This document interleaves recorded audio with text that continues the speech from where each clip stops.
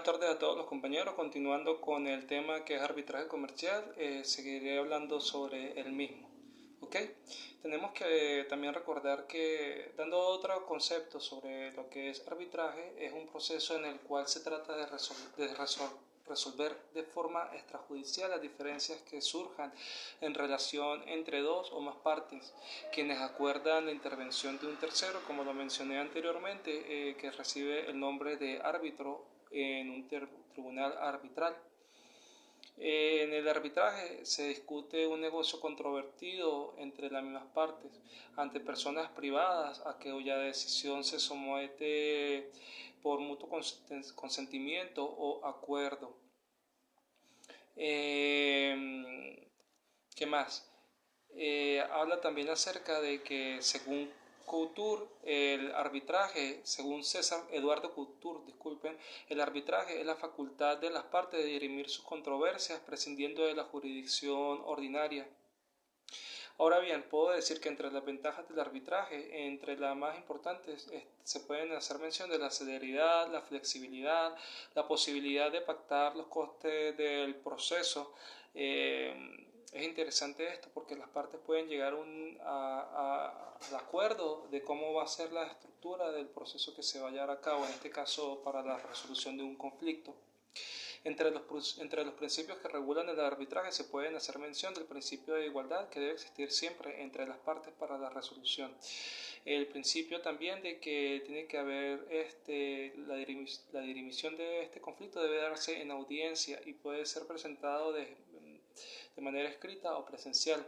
También se maneja el principio de contradicción, en el que las partes pues van a ser las contrapartes de las mismas y van a cada uno a defender sus intereses. Bien, es interesante también mencionar la libertad en el proceso arbitral que se da, ¿no? Porque las partes pueden determinar el proceso incluso una vez esté comenzando el mismo, ¿no? También maneja el principio de la confidencialidad, que es que las partes, ni el árbitro, ni el tribunal que lleva la causa, en este caso de arbitraje, se dan a conocer lo que ha sucedido hasta que se termine o hasta que llegue el laudo arbitral, que sería la sentencia. Entre las características del arbitraje es que este es consensual. Acuérdense que la única manera para que funcione este sistema jurisdiccional es que las partes tienen que acudir de manera voluntaria y tienen que llegar a un acuerdo entre los mismos, ¿no? También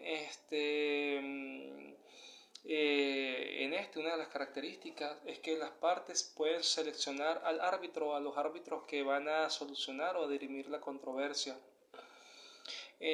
Pueden optar entre un tribunal compuesto por un solo árbitro o uno constituido por tres, dentro de los cuales uno de los tres va a tener la función de árbitro presidente.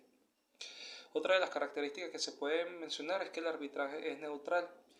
Quiere decir que trata de, como lo estaba mencionando, el principio de igualdad, garantizando que ninguna de las partes tenga ventajas derivadas de favores internos dentro del arbitraje.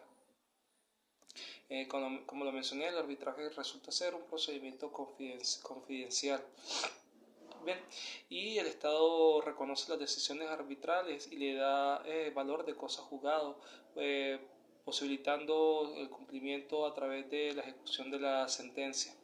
Entre los tipos de arbitraje tenemos el arbitraje institucional, que se lleva a cabo generalmente por una institución que establece ya sus reglas y está previamente constituida. Y también tenemos los arbitrajes independientes, que es aquel que las partes escogen a los árbitros y las reglas que se van a manejar durante el arbitricio.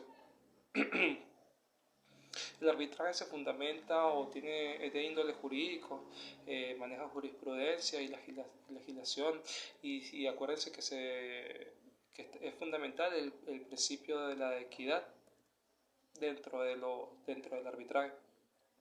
Los elementos más fundamentales del arbitraje son el laudo arbitral, que se sintetiza o se refiere a la sentencia que es emitida luego de analizado la controversia, ¿no?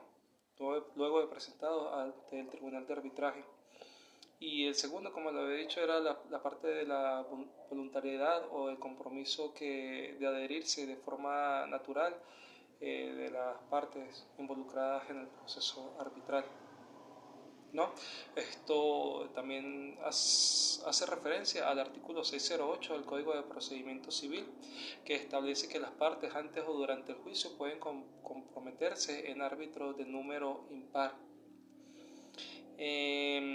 También hay un compromiso contractual dentro del arbitraje, que sería que dentro de este sistema se llama cláusula compromisoria, y consiste en que las partes celebran un contrato y prevén la posibilidad del cumplimiento del mismo.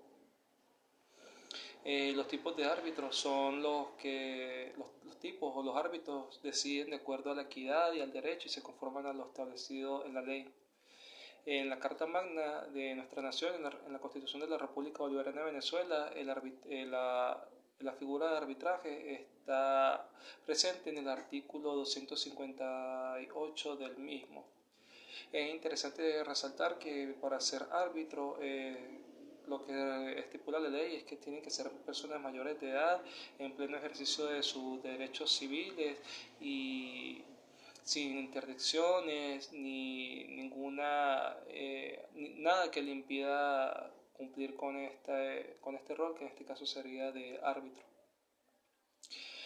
Ahora, me parece interesante decirles que si bien es cierto que el arbitraje es un producto del consentimiento de las partes que optan por recurrir a un medio alternativo, es interesante decir que las normas se pueden pactar durante el proceso y que estas normas deben ser acatadas por toda o cada una de las partes. Siento que el arbitraje, lo que lo más caracteriza es su flexibilidad y la informalidad en el momento de imponerse, ¿no?, dentro del proceso judicial. Por otra parte, se puede decir que la ley de arbitraje comercial establece como único recurso establece que el único recurso dentro del arbitraje es el laudo de recurso de nulidad, mediante la cual se solicita que se considere la nulidad de lo que se está, pues, discutiendo, en este caso el conflicto que se quiere dirimir. Bueno, a manera general se puede decir que el arbitraje es un medio alternativo dentro del proceso jurisdiccional de la nación venezolana y que los laudos arbitrales emitidos por los tribunales arbitrales son de manera ejecutable, tienen fuerza de valor de cosa juzgada y por lo tanto pues colindan directamente o se relacionan directamente con la justicia venezolana y los tribunales ordinarios.